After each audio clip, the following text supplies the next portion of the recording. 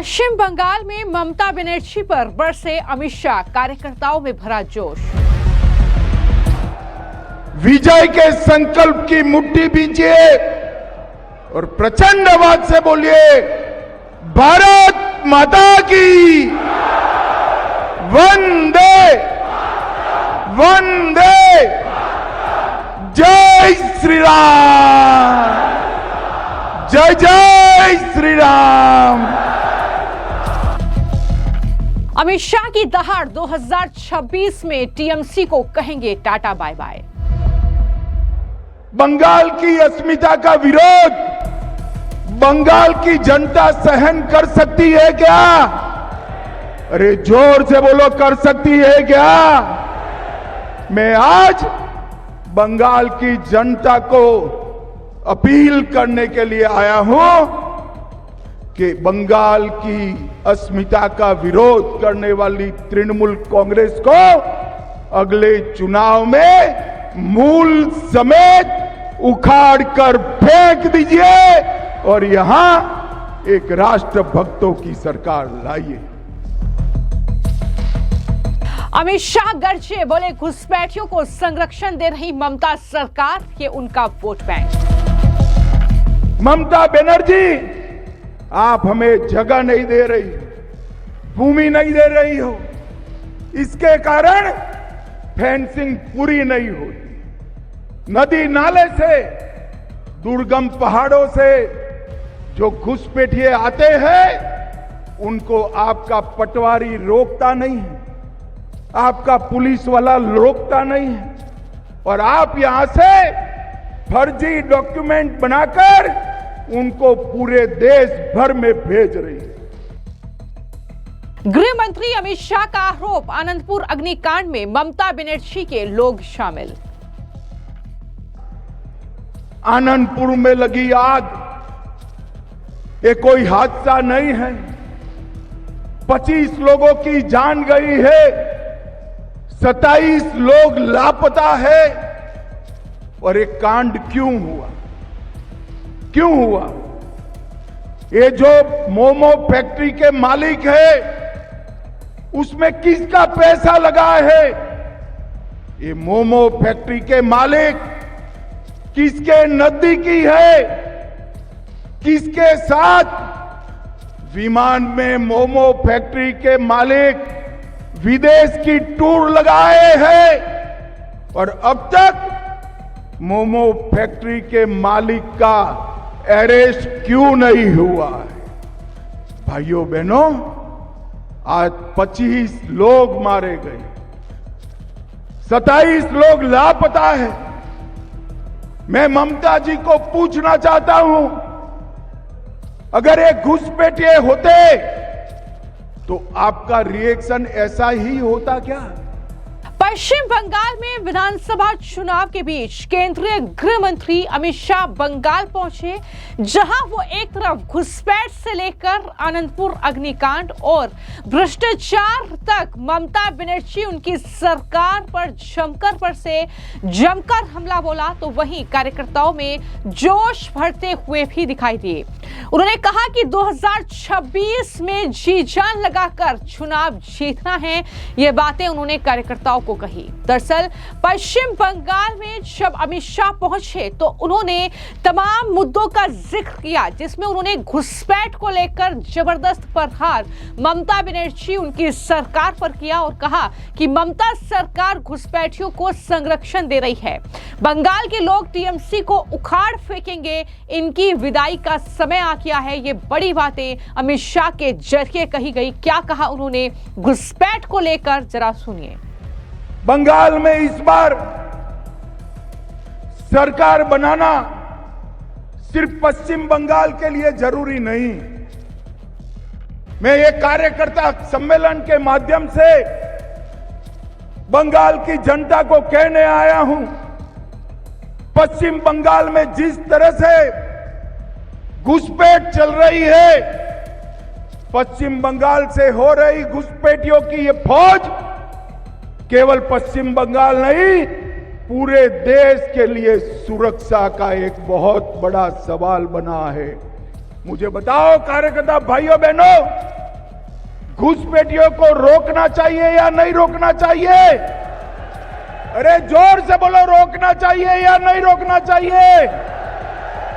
ये ममता दीदी कहती है कि केंद्र सरकार क्या। मैंने पार्लियामेंट में जवाब दिया था कि बाड़ लगाने के लिए, फेंसिंग करने के लिए ममता बनर्जी आप हमें जगह नहीं दे रही, भूमि नहीं दे रही हो, इसके कारण फेंसिंग पूरी नहीं होती। नदी नाले से, दुर्गम पहाड़ों से जो घुसपैठिए आते हैं उनको आपका पटवारी रोकता नहीं है, आपका पुलिस वाला रोकता नहीं है, और आप यहां से फर्जी डॉक्यूमेंट बनाकर उनको पूरे देश भर में भेज रही है।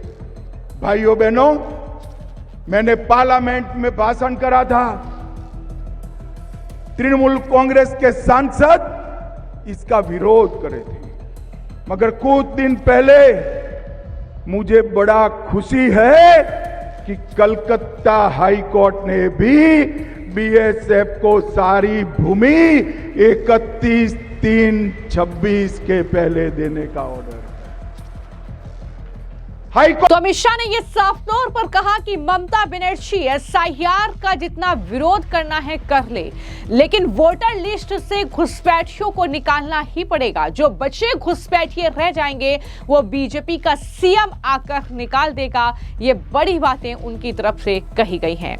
बंगाल में वंदे मातरम के 150वें साल में वंदे मातरम के स्पिरिट को देश भर में पहुंचाने वाली भारतीय जनता पार्टी की सरकार बने, ये हम सबका लक्ष्य है। भाइयों बहनों, ममता बनर्जी जी हमारे मतुआ समाज के, नाम शूद्र समाज के लोगों को डरा रही है। शांतनु जी बार बार मुझे फोन कर रहे हैं, मैं सार्वजनिक कार्यक्रम में कहकर जाता हूं, मतुआ समाज और नाम शूद्र समाज को डरने की कोई जरूरत नहीं है। आपके वोट को ममता बनर्जी छू नहीं सकती। और एसआईआर का विरोध ममता दीदी जितना करना है इतना कर दो। एसआईआर ये न्यायिक तरीके से चल रहा है, हम चुनाव आयोग का समर्थन कर रहे हैं।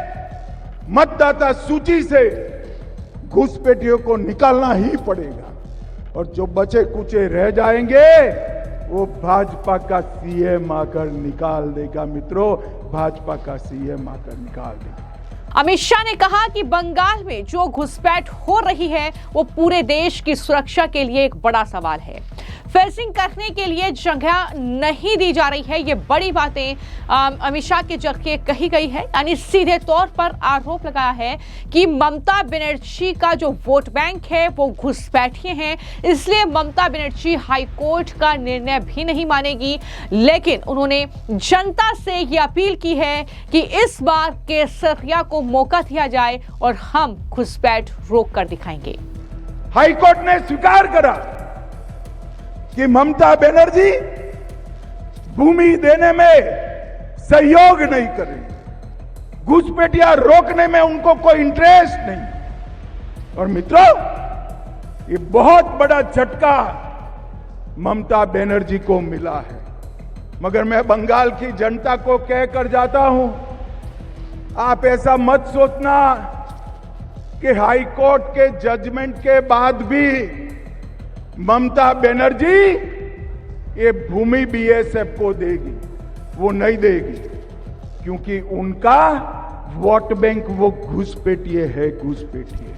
मगर मैं साथ में बंगाल की जनता को ये भी कहना चाहता हूं कि 31/3 को ममता बनर्जी भूमि दे या न दे, अप्रैल के अंत में भाजपा का मुख्यमंत्री 45 दिन में सारी बाढ़ का काम पूरा कर देगा। ये हमारा बंगाल की जनता से वादा है। और हमने कर दिखाया है। असम में कांग्रेस की सरकार थी, घुसपैठ नहीं रोकती थी। जैसे ही असम में भाजपा सरकार बनी, वहां घुसपैठ रुक गई।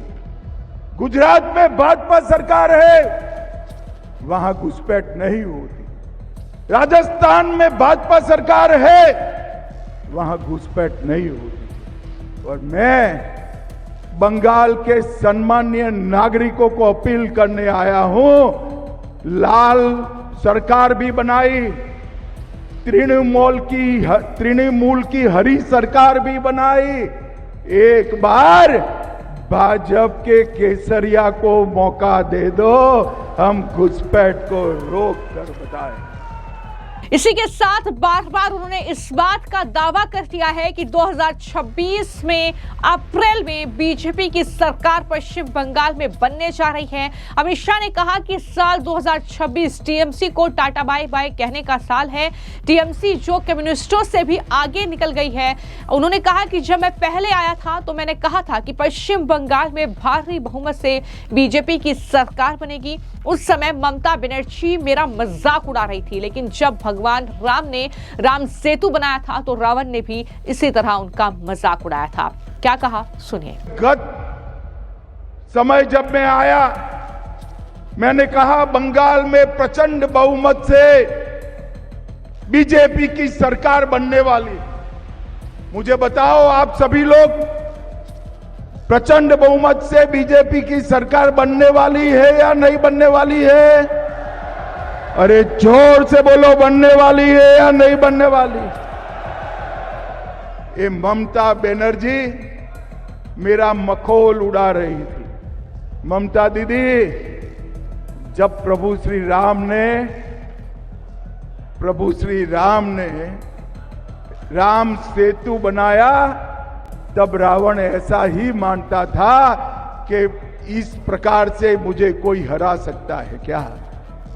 मैं आपको बताता हूं, 2014 में हमें सिर्फ 2 सीट मिली थी। 2019 में 41% वोट और 18 सीटें मिली।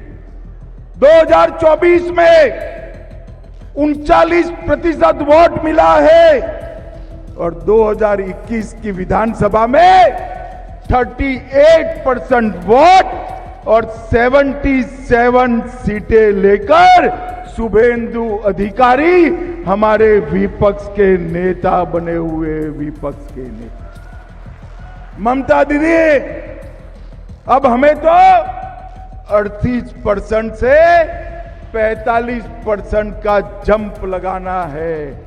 आप एक बार देखना, भारतीय जनता पार्टी का वोट शेयर 50% से ज्यादा होने वाला है और प्रचंड बहुमत से हमारी सरकार बनने वाली है।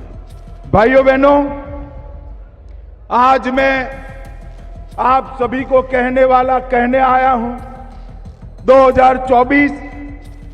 2024 में 3 दशक के बाद पहली बार हमारे नेता नरेंद्र मोदी जी लगातार तीसरी बार इस देश के प्रधानमंत्री बने हैं।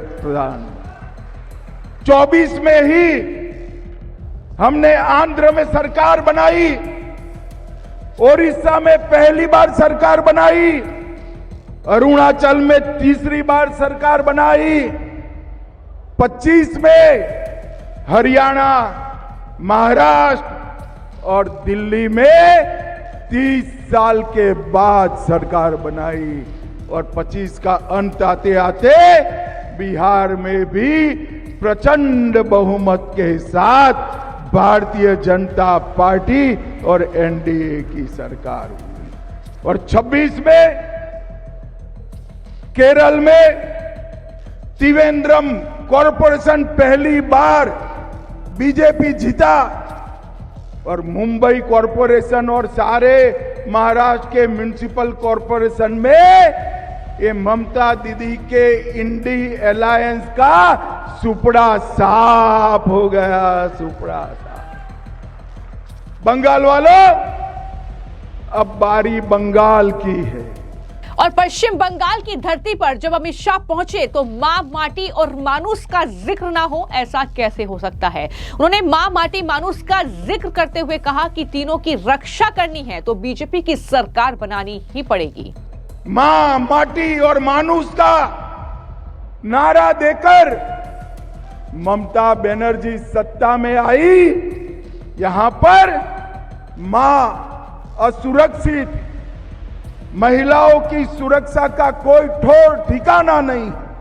माटी, भूमि घुसपैठिए हजम कर गए हैं और मानुस ममता की सिंडिकेट से परेशान है। मां, माटी और मानुस तीनों की रक्षा करनी है तो वंदे मातरम का सम्मान करने वाला कमल फूल का भारतीय जनता पार्टी का सरकार बनानी पड़ेगी। भारतीय जनता पार्टी की सरकार बनानी। जहां एक तरफ घुसपैठ को लेकर वो जबरदस्त तरीके से ममता के खिलाफ दहाड़े, तो वहीं पर भ्रष्टाचार को लेकर भी ममता सरकार पर जमकर हमलावर नजर आए। अमित शाह ने कहा कि भतीजी को सीएम बनाने का मोतियाबिंद ममता की आंखों में हुआ है, इसका इलाज तो पश्चिम बंगाल की जनता ही करेगी। उन्होंने एक एक करके तमाम ममता सरकार में शामिल मंत्री और नेताओं के नाम गिनवा दिए जिन्होंने भ्रष्टाचार किया, जो जेल गए, और कितने भ्रष्टाचार हुए हैं ये भी साफ तौर पर बताए। क्या कहा, सुनिए। ममता के शासन में करप्शन को ममता बनर्जी ने इंस्टीट्यूशनलाइज करा है, संस्थागत किया है और ढेर सारे करप्शन के मुद्दे बने। और ममता बनर्जी कहती है कि करप्शन कहां है। ममता बनर्जी को मैं बताना चाहता हूं, कैश फॉर क्वेरी घोटाला, शिक्षक भर्ती घोटाला, एसएससी घोटाला, नगर पालिका नगर निगम भर्ती घोटाला, गाय तस्करी का घोटाला, राशन का घोटाला, मनरेगा का घोटाला, पीएम आवास का घोटाला। ममता बनर्जी जी, हजारों करोड़ का भ्रष्टाचार हुआ है, आपको दिखाई नहीं पड़ता है। ममता जी, इसलिए दिखाई नहीं पड़ता है, भतीजे की मोह का, भतीजे को मुख्यमंत्री बनाने का मोतियाबिंब आपकी आंखों पर हुआ है। बंगाल की जनता मोतिया का ऑपरेशन कर दे, सब दिखाई पड़ेगा। मुझे बताओ कार्यकर्ता भाइयों बहनों, बंगाल में भ्रष्टाचार सारी सीमाएं पार कर गया है या नहीं कर गया है? बंगाल की जनता सिंडिकेट से परेशान है या नहीं है? जनता के विकास का रुपया तृणमूल के गुंडों के हाथ में जाता है या नहीं जाता है? ऐसी सरकार चलनी चाहिए क्या? जोर से बोलो, चलनी चाहिए। भाइयों बहनों, पार्थ चैटर्जी, ज्योति प्रिय मलिक, अनुव्रत मंडल, जीवन कृष्ण साहा, माणिक भट्टाचार्य, अजीत मैती, मदन मित्रा, चंद्रनाथ सिन्हा, परेश पाल, कुंतल घोष, अराबुल इस्लाम, फिरहाद हकीम, शोभन चैटर्जी, कुणाल घोष, ये सारे लोग जेल में गए। मैं आज अरे यार, बाकी का काम सरकार बना दो, अपने आप पूरा हो जाएगा, आप चिंता मत करिए। भाइयों बहनों, आज मैं ममता जी को चैलेंज देकर जाता हूं, आप में अगर हिम्मत है, आप भ्रष्टाचार का विरोध कर रही है, तो इन लोगों को टिकट न देने की हिम्मत करके बताना, टिकट न देने की। वो नहीं कर पाएगी।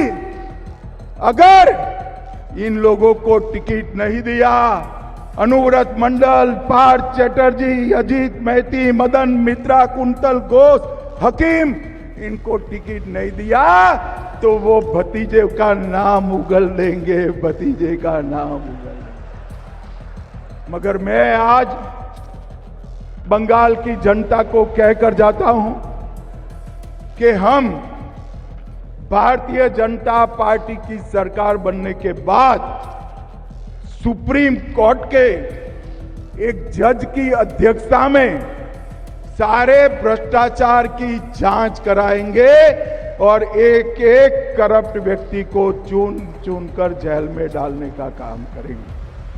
तो अमित शाह ने यह साफ तौर पर कहा कि जब पश्चिम बंगाल में बीजेपी की सरकार आएगी तो हम एक एक जो भ्रष्टाचारी है उसको जेल में डालेंगे। लेकिन इसी के साथ वंदे मातरम जिसका उद्घोष बंगाल की माटी से हुआ, लेकिन उसी वंदे मातरम का किस तरीके से विरोध ममता बनर्जी के सांसद करते हैं, इस बात का जिक्र करना भी वो नहीं भूले। फिर से एक बार बंगाल से उठा हुआ वंदे मातरम का नारा कश्मीर से कन्याकुमारी और गुजरात से बंगाल तक पहुंचाने का निर्णय हमारे नेता नरेंद्र मोदी जी ने किया है, नरेंद्र मोदी जी ने। मगर विडंबना देखिए, जिस वंदे मातरम का उद्भव बंगाल की माटी से हुआ, बंकिम चंद्र चट्टोपाध्याय ने किया, वो ही वंदे मातरम पर जब पार्लियामेंट में चर्चा हो रही थी, ये ममता बनर्जी के सांसद वंदे मातरम पर चर्चा का विरोध कर रहे थे, विरोध कर रहे थे। मुझे बचाओ कार्यकर्ता भाइयों बहनों, वंदे मातरम का विरोध ये बंगाल की भूमि सहन कर सकती है क्या? अरे जोर से बोलिए, कर सकती है क्या?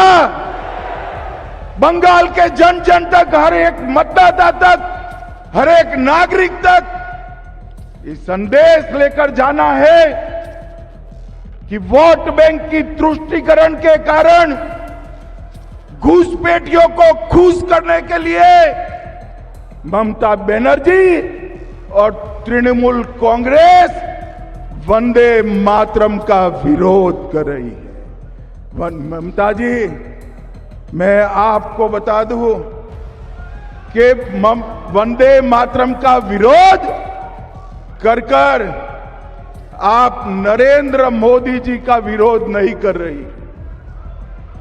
वंदे मातरम का विरोध कर कर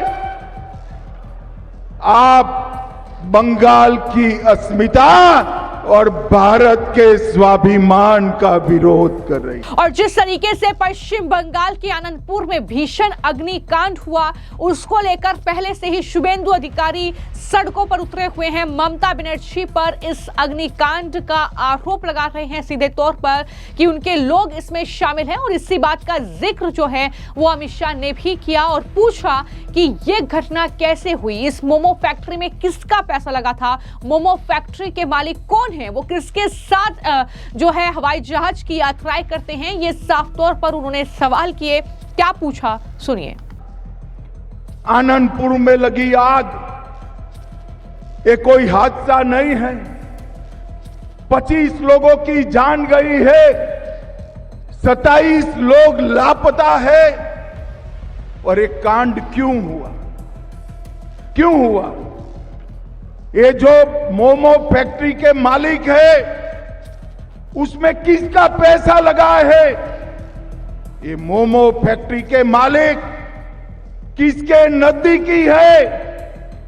किसके साथ विमान में मोमो फैक्ट्री के मालिक विदेश की टूर लगाए हैं और अब तक मोमो फैक्ट्री के मालिक का अरेस्ट क्यों नहीं हुआ है? भाइयों बहनों, आज 25 लोग मारे गए, 27 लोग लापता है। मैं ममता जी को पूछना चाहता हूं, अगर ये घुसपैठिए होते तो आपका रिएक्शन ऐसा ही होता क्या? अरे बंगाल के नागरिक मारे गए हैं, इसमें वोट बैंक की पॉलिटिक्स क्या कर रही हो ममता जी? आपको शर्म आनी चाहिए, शर्म आनी चाहिए। और मैं आज यहां से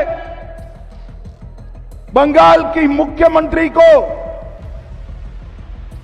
मांग कर रहा हूं कि इस हादसे की तटस्थ जांच, न्यायिक जांच करानी चाहिए और सबसे पहले इसके लिए जिम्मेदार लोग जो है उनको जेल की सलाखों के पीछे डालना चाहिए।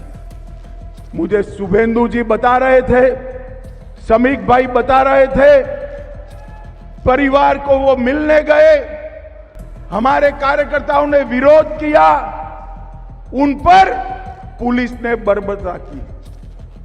मगर ये ममता जी, आपकी पार्टी का और आपकी सरकार का भ्रष्टाचार अब छिप नहीं सकता। आनंदपुर वेयर हाउस का अग्निकांड, ममता जी चीख चीख कर कहता है कि अग्निकांड में आपके लोग शामिल। 32 घंटे बाद कोई मंत्री वहां पहुंचता है, पर्यावरण का एनओसी नहीं है, वेटलैंड पर गोडाउन बना है, गोडाउन बाहर से बंद था या खुला था? बंद था तो क्यों बंद कर दिया गया था?